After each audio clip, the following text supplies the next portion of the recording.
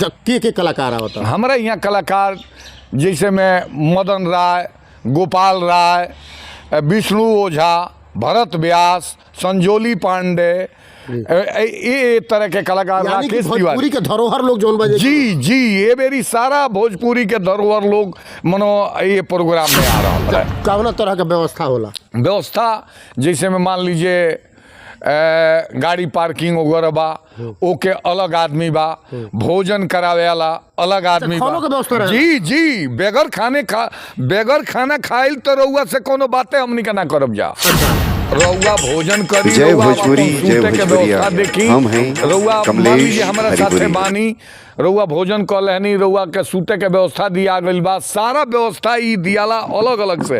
रउआ स्टेशन पर उतरल बनी, ओके रिसीव करे खातिर अलग आदमी बा। जय भोजपुरी जय भोजपुरिया के माध्यम से एगो बहुत बड़ा जोन बा की महोत्सव रखल गइल बा, जिसमें पता चलता कि बहुत शर्मा से लेके जोन बा की और बहुत बड़हन कलाकार आवत रहे। जी जी, तो का रउआ कहे जोन बा ये कैसन कार्यक्रम? जैसे में ई कार्यक्रम हमनी का तो आज 6वां साल हो हमनी का कार्यक्रम करावत। हमनी के मुख्य उद्देश्य ये बा जे भोजपुरी से अश्लीलता के दूर कर। जैसे में मान लीजिए बड़े बड़े लोग बा, ओकरा ई समझ में मान लीजिए उ चाहता भोजपुरी बोले के, लेकिन इतना फूहर मनो शब्द आवत तारी सो जौना से लोग कतराता। लेकिन हमनी का ई चाहता नहीं जा जंदा उ अगला आदमी कतराओ मत, ओकरा करे के बात इंग्लिश में करो, हिंदी में करो, कोनो दिक्कत नहीं के। अपना भाषा के बढ़ावा। जी जी जी, हमनी का ये मुख्य उद्देश्य बा जे हमार भोजपुरी मनो आगे बढ़े के चाहिए, आए में कोनो भी तरह के अश्लीलता ना होके। जी जी, के कलाकार आवता? हमारे यहाँ कलाकार जैसे में मदन राय, गोपाल राय, विष्णु ओझा, भरत व्यास, संजोली पांडे, ये तरह के कलाकार, राकेश तिवारी। भोजपुरी के धरोहर लोग जोन बजे। जी जी, ये मेरी सारा भोजपुरी के धरोहर लोग मनो ये प्रोग्राम में आ रहा बा। आज तक मैंने ऐसा देखल गई बा कि भरत व्यास के जोन बाजे कि आज तक कोनो ऐसा अश्लीलता वाला गाना नहीं। ना ना, देखी एक और चीज हम रउआ से बताओ तनी, हमारा यहाँ वही जय भोजपुरिया परिवार में वही आदमी के एंट्री होला जे अश्लीलता से दूर हट के बात करेला। जे अश्लीलता थोड़ा सा भी ओकरा गीत में बा, फूहर फातर गावता, तो हमनी का अपना परिवार में ओके एंट्री ना दिले जा। कि बिल्कुल होका के बिना चाहिए एंट्री। जी जी। तो अच्छा हमके एगो चीज और बताई कि अभी तक कितना रुपया लाग जाता है में? देखिए रुपया के बात कहते हैं तो रुपया तो बहुत खर्च होला।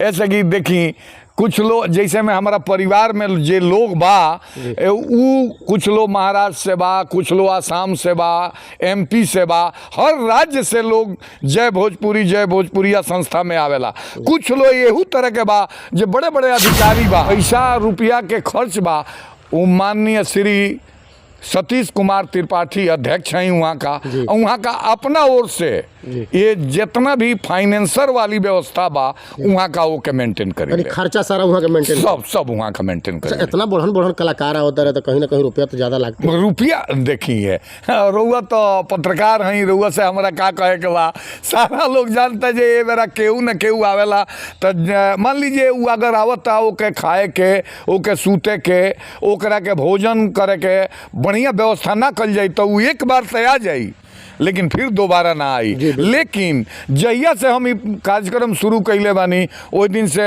मदन राय, गोपाल राय, ये सारा लोग आवेला, संजोली पांडे, राकेश तिवारी। लेकिन ये मेरा टीम हमार बहुत बड़ा बा।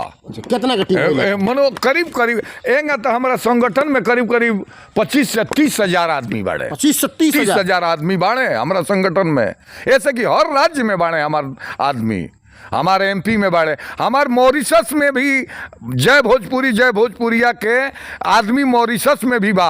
आ एगो और बात जान ली, ओकरा जौन भी इंतजाम चाहे जौन व्यवस्था करे के होला वो अगला आदमी परमानेंट मनो निगाह में रखले रहे जे ई परिवार का कोनो भी तरह के दिक्कत ना हो। जय भोजपुरिया के सदस्य जौन बा कि मॉरिशस विदेश जी जी जी वजह से लोग मदद जी जी। हमारा यहाँ रउआ से बता देता नहीं करीब एगो बात तो रउआ मान के चली जे 100-150 आदमी बाहर बा जी।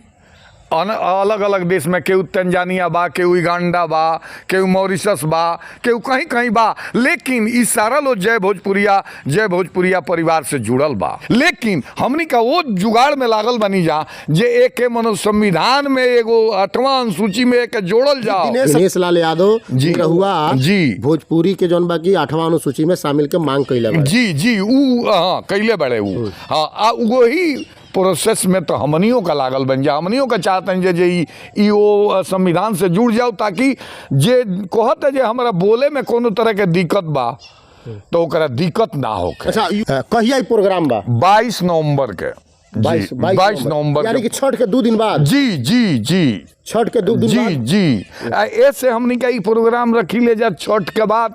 जैसे में मान लीजिए जितना परदेसी लोग बा घरे आ गए जी जितना परदेसी लोग बा, मान लीजिए छठ दिवाली में गोधना बा, तो एमे सब के जुटेला आ सारा लोग जुटेला तो थोड़ा गहबर भी होला आ एमे सारा लोग हाथ लगावेला, सबके सहयोग रहेला। ई एगो बात जान ली, फाइनेंसर केहू ओके रोगवा एगो पैसा खर्च कर दे तो इतना बढ़न कार्यक्रम नहीं करा सकता। जनता के सपोर्ट भी चाहिए जी, तो हमनी का जनता के भरपूर सहयोग मिल रहा बा।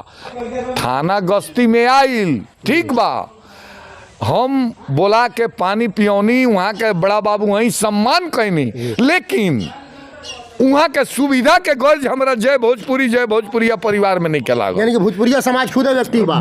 ऐसे कि हमनी का अश्लीलता से दूर हट के बात करे अला नहीं जानू। हमनी का उसे जौन लोग गावता, जैसे में फुहर पातर गीत गावता, तो ऊ तो गीत के हुए में गाई ना, तो अगर ऊ गीत गाई ना तो कोनो तरह के दिक्कत हो कहीं के नहीं के। पारंपरिक गीत जी सब पारंपरिक गीत होला।